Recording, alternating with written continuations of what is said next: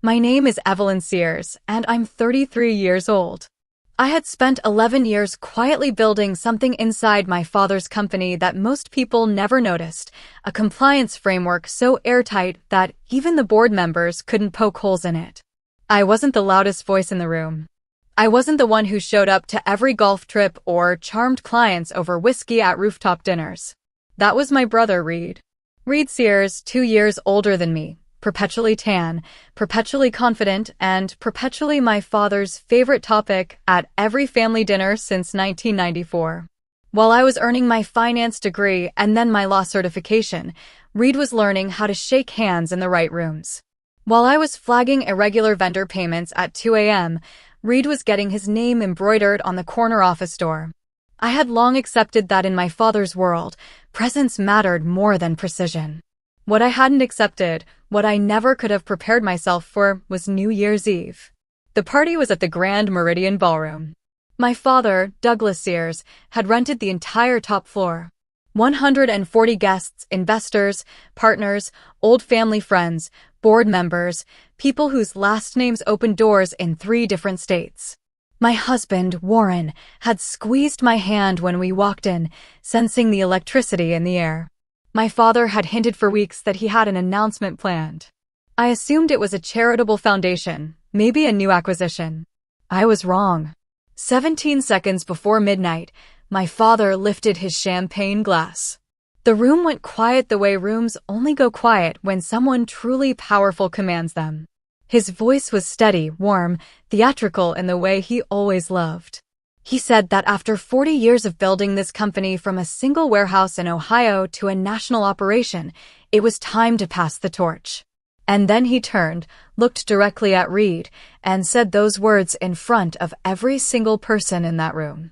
At 12 a.m., I am handing the family company to my son. The countdown began. Everyone cheered. Warren squeezed my hand so tightly I felt it in my shoulder. I smiled because I had trained myself over 33 years to smile in moments like this. The clock struck midnight, confetti fell, and somewhere across the room Reed was already hugging my father like a man who had just won something he had always known was his. At exactly 12 a.m., I opened my phone and approved one email. Just one. It had been sitting in my drafts folder for 6 weeks, a carefully worded, meticulously documented submission addressed to the Securities and Exchange Commission. I had not acted impulsively. I had not acted out of jealousy. I had acted because 18 months earlier, while auditing a subsidiary acquisition, I had uncovered something that no amount of family loyalty could make me unsee. There were vendor contracts, ghost vendors, entities that existed only on paper, funneling money through Reed's authorization codes into accounts I could trace, but that had no legitimate business purpose. I had flagged it internally first. Twice. Both times the file was quietly closed. The third time I raised it, I was reassigned to a strategic planning role that had no budget and no staff. That was when I started building my own file. At 12:11 a.m., my father's chief of staff, a sharp-eyed man named Gerald Holt, crossed the room and leaned close to my father's ear. I watched from 40 feet away. I watched my father's face change, the color leaving it the way light leaves a room when someone flips the switch. His jaw tightened. His champagne glass tilted slightly in his hand. Gerald whispered something more. My father's eyes moved across the room until they found mine. 6 minutes later, he stepped back to the microphone. The room, still buzzing and warm with celebration, slowly went quiet again. And my father, Douglas Sears, the man who had just handed his company to his son in front of 140 witnesses, opened his mouth and announced. My father's voice cracked slightly at the edges, something I had never heard in 40 years of watching him command rooms. He cleared his throat, adjusted his grip on the microphone, and told the guests that there had been an administrative matter requiring immediate attention, and that the formal transfer would be processed through proper legal channels in the coming days. That was it. That was all he said. But the room felt it, that invisible shift when something powerful and certain suddenly becomes uncertain. People exchanged glances. Reed's smile stayed frozen on his face for about 4 seconds longer than it should have, which is how I knew that Gerald had told my father something specific enough to change the entire temperature of the evening. Warren leaned close to my ear and asked if I was okay. I told him I was fine.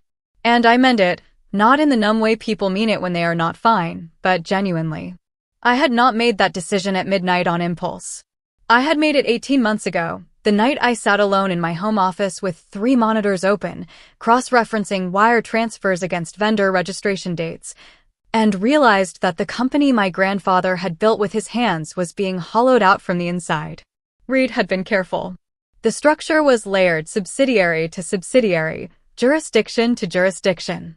But I had 11 years of institutional knowledge and a forensic accounting certification that nobody in my family had ever thought to take seriously.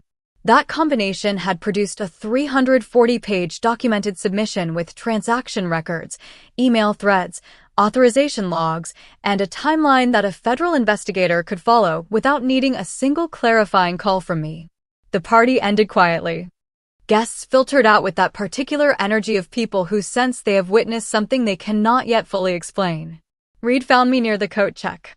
His face had reorganized itself from frozen smile into something colder, more controlled. He asked me what I had done. I told him I had done my job, the one I had been doing for 11 years while everyone was watching him. He stepped closer and told me that I had just destroyed our family. I looked at him steadily and said that I had not destroyed anything. I had simply stopped protecting something that had already been destroying itself long before I touched it. My father did not speak to me that night. He left with Gerald and 2 men I recognized as outside legal counsel. I found out 3 days later, through a contact I had at a regulatory firm, that the SEC had logged my submission and assigned it to an active investigations unit. 14 days after that, federal investigators made contact with the company's legal department. Reed's authorization codes were frozen within the week. The board called an emergency session. My father, to his credit, or perhaps to preserve what remained of the company's standing, did not fight the investigation. He cooperated. I believe some part of him, the part that had built something real before complacency set in, understood that cooperation was the only path that preserved anything worth preserving. What happened to Reed is still working its way through a legal process I am not permitted to discuss in detail. What I can tell you is that the ghost vendor network traced back further than even I had initially suspected, nearly 4 years of systematic diversion. The numbers, when investigators compiled them fully, were significant enough that this was never going to stay quiet regardless of what I had done. I had simply ensured that when it surfaced, the record would show that someone inside that family had refused to look the other way. My father called me 6 weeks after New Year's Eve. It was a short call. He did not apologize, not directly, but he said something I had not expected. He said that my grandfather would have done the same thing. That was the closest Douglas Sears has ever come to telling me I did something right. I held on to that. Not because I needed his validation to feel at peace with my decision, but because after 33 years, it was simply good to hear. The company is under restructured management now. I was offered a position on the interim oversight committee. I accepted. Not to claim anything. Not to win anything. But because someone still needs to make sure the numbers are honest, and apparently, I have always been that person.